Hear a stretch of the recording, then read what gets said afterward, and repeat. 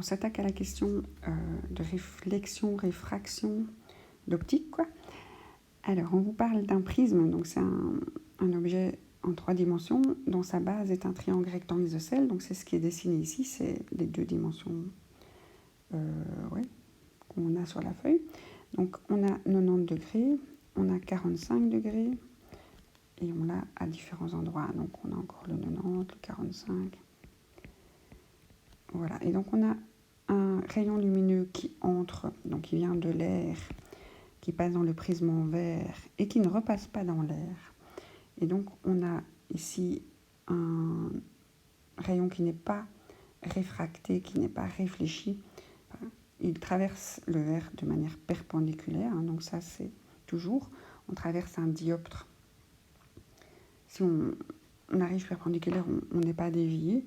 Par contre, si on a une réflexion totale, et c'est ça qu'il nous demande, on veut une réflexion totale et on recherche la valeur de l'indice de réfraction du verre.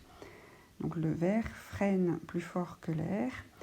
Donc quand un rayon lumineux arrive sur un dioptre pour passer dans un milieu dans lequel il accélère, il va s'écarter de la normale. Donc ici, on aura plus que 45 degrés, on sera plus loin. Et ce qu'on voudrait, c'est que le milieu du verre freine tellement, donc il y a une tellement grande accélération quand on passe dans l'air, que pour qu'il y ait réflexion totale, donc que la réfraction soit plus grande que les 90 degrés, et donc le verre, que le rayon lumineux soit piégé dans le verre. Et donc, on va se dire que l'angle limite vaut 45 degrés, parce qu'à partir de là, on a une réflexion totale. Et puis on supprimera le égal et on mettra, le milieu doit avoir un indice de réfraction plus grand, freiner davantage. Ok. Et donc, pour cet angle limite, l'angle réfracté vaut 90 degrés. Ça, c'est par définition l'angle limite qui permet d'être à la limite de la réflexion totale. Et donc la loi de la réfraction, c'est N1 sinus I est égal à N2 sinus R'. Et donc ce qu'on connaît, c'est le N2. Donc le milieu 1, c'est le verre. Le milieu 2, c'est l'air. Donc toujours se mettre dans le sens dans lequel avance le rayon. Et sur le dioptre qui nous concerne, c'est du verre à l'air. Donc le N1, c'est notre inconnu. Le N2, c'est le N de l'air, et donc ça vaut 1. L'air, par définition, a un indice de réfraction de 1. On est toujours obligé de freiner plus que l'air. Et donc, quand on vous propose un N de 1,5, ça n'existe pas. D'accord? Et racine carrée, la moitié de racine carrée de 2, je ne sais même pas si ça vaut plus que 1. Ah non, ça vaut aussi moins que 1, puisque c'est une valeur de sinus. Et les valeurs de sinus sont toujours comprises entre 0 et 1. Ok, alors ce qu'on cherche, c'est N1.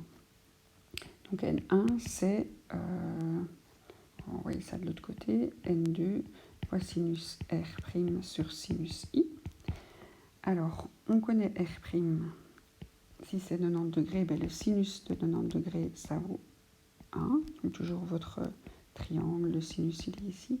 90 degrés, c'est ça, donc le sinus de 90 degrés, c'est bien 1. Et le sinus de IL, le sinus de 45 degrés, ça vaut ce fameux racine carrée de 2 sur 2. Donc ça, il faut connaître ces sinus de 45 degrés, de 60 degrés et de 30 degrés. Et donc, N1, ça vaut N2, ça vaut 1. Sinus de R', ça vaut 1. Et sinus de 45 degrés, ça vaut racine carrée de 2 sur 2. Alors ici, c'est des maths. Si vous multipliez... Donc si c'est divisé 2 fois, ça se retrouve au-dessus. Donc là, on est avec 2 sur racine de 2. Donc le 2, comme il est divisé 2 fois, je l'ai remonté. Et pour simplifier ce racine carrée de 2, je vais multiplier par racine carrée de 2 des deux côtés. Et donc ici, c'est 2, 6, ça va me donner 2. Et donc, je vais pouvoir simplifier les deux 2. Et donc, la réponse est mon indice de réfraction pour avoir pardon, oui, mon indice de réfraction du verre pour avoir l'angle limite est égal à racine de 2. Et donc s'il est légèrement supérieur à racine de 2, je vais avoir une réflexion totale. Je ne vais pas avoir juste l'angle limite qui me donne la réfraction maximale, mais je vais avoir un petit peu plus. Voilà, donc c'était long et lent. Et je ne sais pas quels étaient le temps imparti pour chacune des questions dans cette partie du matin. Mais voilà. Alors, les lentilles. C'est toujours de l'optique. Alors, d'habitude, on s'en sort avec des graphiques, mais ici, il fallait connaître les formules. Elles sont officiellement à voir en 4e, hein, mais on n'a jamais le temps de les voir. Alors, donc les formules, c'est quoi? Donc, on a une lentille convergente, on a une image et un objet. Donc, l'objet et l'image, on ne vous dit pas dans quel sens il est. Donc, la taille de l'objet, on fait un grand O d'habitude, et la taille de l'image, on vous dit qu'elle est 9 fois plus grande. On ne dit pas si elle est inversée ou pas. Donc, I est 9 fois plus grand. Donc, si on imagine, on ne vous le dit pas, que l'objet fait 1 mètre, l'image, elle fait 9 mètres. On vous dit juste que c'est 9 fois plus grand. Par contre, on vous dit que l'objet est à 1 mètre de la lentille. D'accord? Alors, si vous avez suivi les résumés ou les cours sur la chaîne, je vous dis que plus on est loin, plus on est grand. Et plus on est près, plus on est petit. Donc, on va avoir le même rapport, en fait. Donc, les rapports, les formules des lentilles, c'est le grossissement. Donc, la taille de l'image sur l'objet, donc le grossissement. C'est exactement égal à la distance de l'image sur la distance de l'objet. Donc la distance de l'objet, on appelle ça D, la distance de l'image, on appelle ça D'. Et donc ici, comme on sait que l'image est 9 fois plus grande que l'objet, mais on sait que, comme on sait aussi que le D vaut 1, on sait que D' vaut 9 mètres. Donc ça, on le trouve avec la formule du grossissement. La deuxième formule des lentilles, c'est que la distance focale, l'inverse de la distance focale est égale à la somme de l'inverse des deux distances des objets et de l'image. Voilà. Alors si vous ne connaissez pas les formules, je crois que ce n'était pas possible avec des schémas. J'ai réfléchi un peu parce que je préfère, mais ça ne marche pas ici. Donc on sait que la distance de l'objet, c'est 1 mètre, et que la distance de l'image est de 9 mètres. Puisqu'elle est 9 fois plus grande, elle est 2 fois plus loin.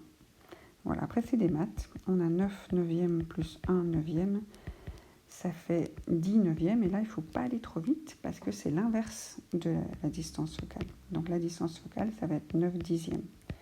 Donc 0,9 mètres. La réponse A. Donc alors si on s'attaque à l'électricité, donc l'électrostatique, la question 11, on nous parle d'un champ électrique uniforme de 3 volts par mètre. Je ne savais même pas les unités d'un champ électrique. Dans un plan dirigé dans la direction Y, machin. Que vaut le travail de la force électrique qui s'applique sur une charge de 1 coulomb déplacée du point A au point B? Ok, alors moi ce que je sais, c'est que la direction du champ électrique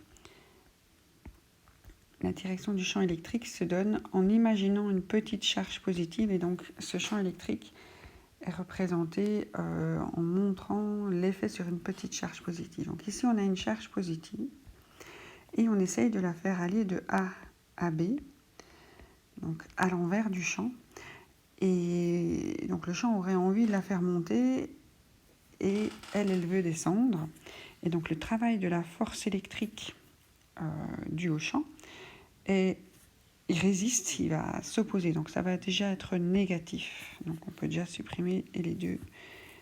Le travail de la force électrique ici ne va pas être dans le bon sens, il va résister. Alors pour les valeurs, alors j'ai dû réfléchir en me disant que je sais que des volts, les tensions, c'est le travail effectué pour déplacer une charge à une certaine distance. Ça va, donc mes joules par coulomb, ça c'est des volts. Voilà, donc mon champ électrique, il est en volts par mètre, donc il est en joules par coulomb fois des mètres. J'ai remplacé mes volts par des joules par coulomb par mètre. Donc ici j'ai une charge de 1 coulomb. Donc le par coulomb ne va pas intervenir, puisque c'est 1 coulomb, ça va diviser par 1. Alors le nombre de mètres que j'ai à parcourir, c'est 2 mètres à l'envers du champ. Alors la diagonale, je devrais peut-être calculer autrement, mais d'après les chiffres entiers qu'on me donne ici. Donc mon champ électrique, il me demande 3 joules par coulomb fois mètre. Et donc 3 par mètre, et ici à 2 mètres. Donc si je dois faire 2 mètres, je ne dois pas utiliser 3 joules, mais 6 joules. Donc pour moi, ce serait la réponse D. J'avoue que je ne suis pas sûre que j'aurais osé répondre à cause des points négatifs, mais en sachant la bonne réponse et en tombant sur la bonne, je suis un peu rassurée. Voilà, donc il n'y a pas de théorie ici, c'est juste la déduction de ce qu'est la tension et de ce qu'est la flèche du champ électrique. Et donc avec les unités, il y a toujours moyen de retomber un peu sur ses pattes, mais sans trop de certitude. Je rappelle que je suis chimiste et que vous pouvez soutenir la chaîne en likant, en partageant, parlant de la chaîne et en devenant VIP. Donc on arrive à la partie 9, donc sur l'électrocinétique, sur les circuits électriques. Et donc on vous demande la puissance d'une LED. Alors, ce qu'on sait, c'est qu'il y a 2 volts dans cette LED. Dans le circuit électrique, la LED fonctionne sous une tension de 2 volts et on demande la puissance de cette LED. Donc les formules, c'est Youri tombe dans le puits. Après, on connaît les 6 volts du circuit général. 2 volts, ah oui, les appareils sont en série, donc la tension totale, c'est la tension dissipée dans les 2 résistances qui sont présentes dans le circuit. Et donc s'il y a 2 volts pour la LED, il y a 4 volts pour l'autre résistance. Et donc pour pouvoir trouver la puissance, on a besoin à la fois de la tension, et on l'a, et le courant. Alors comme c'est un circuit en série, le courant va être le même partout. Donc si on connaît le courant dans l'autre résistance, on connaît le courant dans la LED. Alors, je vais utiliser Youri pour la résistance de 200 ohms. Et donc je cherche I. Et donc quand je transforme Youri, j'ai U sur R. Et donc je me mets 4 volts divisé par mes 200 ohms. Ça me fait 1/50 d'ampère ou 0,02 ampères. Voilà, et donc les 0,02 ampères sont valables dans tout le circuit et donc dans la LED aussi. Et donc pour trouver la puissance, je fais U fois I. 2 fois 0,02, ça me fait 0,04. Et ce sont des watts. Et donc en milliwatts, c'est 1000 fois moins. Donc c'est... donc l'unité est 1000 fois moins grande, donc c'est 1000 fois plus, 40 milliwatts. La réponse B. Alors, ce circuit-ci m'a fait peur dans un premier abord. Je me suis dit, les circuits à deux générateurs, moi ça me fait fuir d'habitude. Je me dis, c'est trop compliqué, mais en fait, c'est assez classique quand même, je crois. Quand vous mettez plusieurs piles dans un appareil, dans une petite autre voiture télécommandée et tout ça, les tensions s'additionnent. Donc la U dot va être la tension du générateur 1 et du générateur 2. Ils sont placés en série, les uns derrière les autres. Et donc la tension, elle est de 3 volts dans ce circuit. Mais en fait, on n'a pas spécialement besoin de calculer. On ne vous demande pas de calcul. On vous dit que la résistance 1 est plus petite que la résistance 2. Et on vous demande est-ce que la tension va être nulle, va être différente de 0, non nulle, pardon, identique, plus grande, plus petite. Donc si les résistances sont différentes, elles vont dissiper une partie de la tension de manière différente. Et donc on utilise encore Youri. Et donc ce qu'on a ici, c'est R1 plus petit que R2. Et la résistance, c'est U sur I. Oups.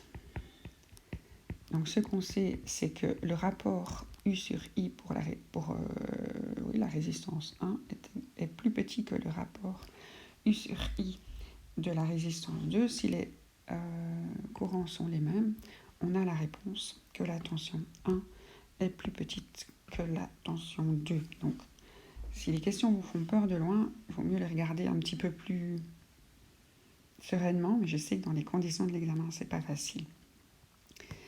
Alors, une dernière d'électrocinétique, il y en avait 3. Ici, on a 3 résistances en parallèle. Donc, les résistances en parallèle, quand elles sont identiques, c'est en fait des chemins supplémentaires. C'est des chemins identiques supplémentaires. Chemins en plus les mêmes. Et donc, la résistance totale, elle est divisée par le nombre de chemins. Donc, si vous avez 2 fois plus de chemins, ça résiste 2 fois moins. Si vous avez 3 fois plus de chemins, ça résiste 3 fois moins. Donc, elle est divisée par le nombre de chemins. Donc, ici, la résistance totale, elle est de 30 divisé par 3, elle est de 10 ohms. On vous dit que le courant est de 2 ampères et le courant va changer quand les résistances vont changer. Mais ce qui ne va pas changer, c'est la tension. Et la formule, c'est Youri. Et donc, on a 10 ohms de résistance totale, 2 ampères qui passent dans le circuit. Donc ça, c'est bien la tension totale, la résistance totale, le courant à l'endroit où tout le courant est. Donc ces 2 ampères vont être répartis dans chacune des résistances. Et donc, on a 20 volts de tension. Et cette tension ne change pas. Donc la seule chose qu'on change, ce n'est pas le générateur, c'est une des résistances. Et donc, pour calculer la nouvelle résistance totale, on va utiliser la formule du calcul des résistances en série. Donc, c'est l'inverse de la résistance totale est égale à l'inverse de toutes les résistances du circuit. La somme des inverses de toutes les résistances du circuit. Et donc, ici, si on a 2 résistances de 30 ohms auxquelles on ne change pas et une résistance de 7,5 ohms, après, ce sont des maths. Il faut additionner des fractions, donc 1 trentième plus 1 trentième plus 2 quinzièmes, c'est ça 7,5. On met tout au même dénominateur, 1 trentième plus 1 trentième plus 4 trentièmes, ça nous fait 6 trentièmes, et donc vous avez 1 cinquième, et donc ça c'est bien la résistance, l'inverse de la résistance, donc la résistance totale maintenant elle vaut 5 ohms. Donc, avec les 3 résistances de 30 ohms, on était à 10 ohms. Avec une qui devient une résistance de 7,5, on est à 5 ohms. Et donc, on vous demande le courant, on transforme le Youri. Donc, si vous avez Youri et vous cherchez I, c'est U sur R. Donc, la tension était de 20 volts, la résistance est de 5 ohms. Ça vous fait 20 divisé par 5, ça vous fait 4 ampères. Donc c'est la réponse C. On passe aux ondes. Alors, en fait, c'est pas vraiment une question d'onde, on parle d'onde, mais c'est une question de cinématique. Ici, il n'y a pas de fréquence, il n'y a pas de longueur d'onde. C'est juste un chemin parcouru par l'onde. Donc on vous dit qu'une onde ultrasonore est émise par une sonde. Elle va toucher un obstacle, elle est réfléchie et elle revient à la sonde. Et les signaux émis sont visualisés sur l'écran. Donc une division égale 20 microsecondes. Il faut de bons yeux et pas être astigmate pour compter qu'il y a 12 petits carrés. Donc le delta T pour un aller-retour, parce que ça part de la sonde, ça va à l'obstacle, ça revient à la sonde, entre les deux, c'est 12 petits carrés. Et donc c'est 12 fois 20 microsecondes, donc ça vous fait 240 microsecondes. Le temps pour juste l'aller, parce que la distance entre la sonde et l'obstacle, c'est pas les deux trajets, c'est un seul, c'est 120 microsecondes. On va transformer ça en millisecondes, 0,12 millisecondes, puisqu'il y a 1000 millisecondes. 1000 microsecondes dans une milliseconde.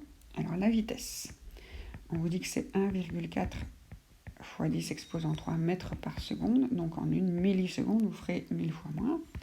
1,4 mètres par milliseconde. Comme ce sont des calculs mentaux, il vaut mieux choisir les unités qui sont plus simples à utiliser pour les calculs. Et donc ce qu'on cherche, c'est la distance. Et vous avez une onde qui se déplace en MRU, elle n'a pas du tout freiné, pas du tout accéléré. Donc c'est V fois delta t. Et donc la vitesse 1,4, le temps 0,12, ben ça vous fait... Alors ça, moi je dois faire un calcul écrit. Donc 2 fois ça fait 28, une fois ça fait 14 avec un décalage. Au total ça nous fait 1,68, pardon la virgule, je ne sais pas pourquoi je la mets là. Après on calcule le nombre de chiffres après la virgule, il y en a 3. Et donc c'est 0,168 mètres. On vous la donne en centimètres, 16,8 centimètres. La réponse B. Donc une deuxième question sur les ondes, dans ce questionnaire de juillet 2022. La question 7. Donc on vous propose une figure qui est obtenue sur un écran avec un faisceau laser. Donc normalement un faisceau laser, ça donne une petite pointe, enfin un petit rond coloré, quasi circulaire. Mais si on embête la lumière du faisceau laser par un cheveu, on obtient la figure suivante. Alors on a une grosse tache centrale et toute une série de petites taches sur les côtés. Alors ça, c'est ce qu'on appelle une figure de diffraction. Donc quand vous interposez sur le trajet d'une lumière, une fente qui est suffisamment petite par rapport à la longueur d'onde de la lumière, vous allez obtenir dans le sens perpendiculaire sur l'écran ce genre de dessin. Donc ce genre de tache avec une grosse tache centrale et des petites taches sur les côtés. Donc ça, c'est dû à la nature ondulatoire de la lumière. Donc ici, je le dessine en 2D. C'est qu'en passant par la petite fente ici, elle va partir sur les côtés. Alors pour les autres propositions, la réflexion, il faut un miroir, ou en tout cas une surface suffisamment réfléchissante, comme un dioptre bien plat. Donc la réflexion, c'est quand vous avez une onde un rayon incident qui arrive sur un miroir et qui repart avec le même angle. Ça, c'est la réflexion. Pour la réfraction, c'est quand vous cognez un dioptre, que vous le traversez, mais que vous ne continuez pas tout droit, donc vous vous rapprochez de la normale. Si le deuxième milieu freine, ou que vous vous éloignez de la normale si le deuxième milieu accélère. Donc ça, c'est la réfraction. Et l'effet Doppler, ça concerne les ondes avec l'objet qui émet l'onde qui se déplace par rapport à l'observateur. Donc le plus caractéristique, c'est le son des voitures de course qui passent devant vous. Vous n'avez pas le même son que quand vous êtes immobile à l'intérieur, enfin quand vous êtes immobile par rapport à la voiture dedans. Donc si elle se déplace autour de vous, vous allez avoir... Donc ça se représente avec des ronds qui avancent, et donc vos ronds sont quand la source avance par rapport à l'observateur, on a l'impression de ne plus avoir la même fréquence, donc la distance entre chaque crête change selon qu'on est devant ou derrière la source, si elle se rapproche ou s'éloigne de vous. Donc c'est un changement de fréquence. Alors souvent on parle du son, mais c'est valable aussi pour la lumière, les ondes électromagnétiques, l'effet Doppler existe aussi. Alors ici c'est du magnétisme, donc c'est la question 15. Alors, une force qui agit sur un conducteur. Donc on a du courant qui passe dans un fil, on ne dit pas s'il va dans un sens ou dans l'autre, on ne connaît pas sa direction. On voudrait qu'il y ait une force selon Y, donc on voudrait que la force aille dans ce sens-là, de nouveau dans la direction, pas le sens. Et donc ici on a le courant.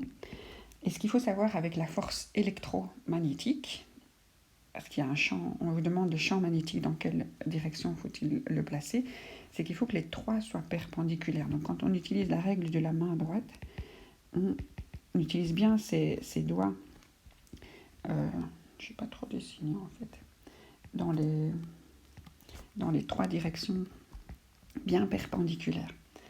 Voilà, donc si vous avez la force, souvent on utilise le pouce, le majeur c'est le champ magnétique et le courant c'est l'index, et donc avec la main droite. Mais ici, on ne doit pas chercher la direction, on doit on ne doit pas chercher le sens, mais la direction. Et donc, la direction qui est perpendiculaire à X, qui est le courant, et à Y, qui est la force, c'est la direction Z. Donc, le champ magnétique, il devait être dans la direction perpendiculaire aux deux autres. Donc, après la correction de ces 15 questions de l'examen de physique, il me reste à faire ma petite pub. Donc, si vous voulez soutenir mon travail, et vous trouvez que ça vous aide, vous pouvez rejoindre le groupe VIP Chimie Média. Donc il y a à peu près 120 personnes cette année. Je demande 5 € à chaque personne qui rejoint ce groupe. Qu'est-ce que vous obtenez en retour? Mes remerciements et puis l'accès aux documents des vidéos. Donc, par exemple, pour cet examen de physique, vous aurez accès aux questions dans le bon ordre, sans les réponses, pour vous entraîner et avancer selon les thèmes. Vous avez aussi accès à un groupe Messenger où j'essaye de poster à peu près tous les jours. En tout cas, quand on me pose des questions, la question, une petite description de cette question et la réponse. Donc la description de la question permet de faire une recherche dans la conversation sur plusieurs questions du même thème. Ou alors vous suivez l'entraînement comme ça chaque jour. Merci à vous et bon courage pour la préparation.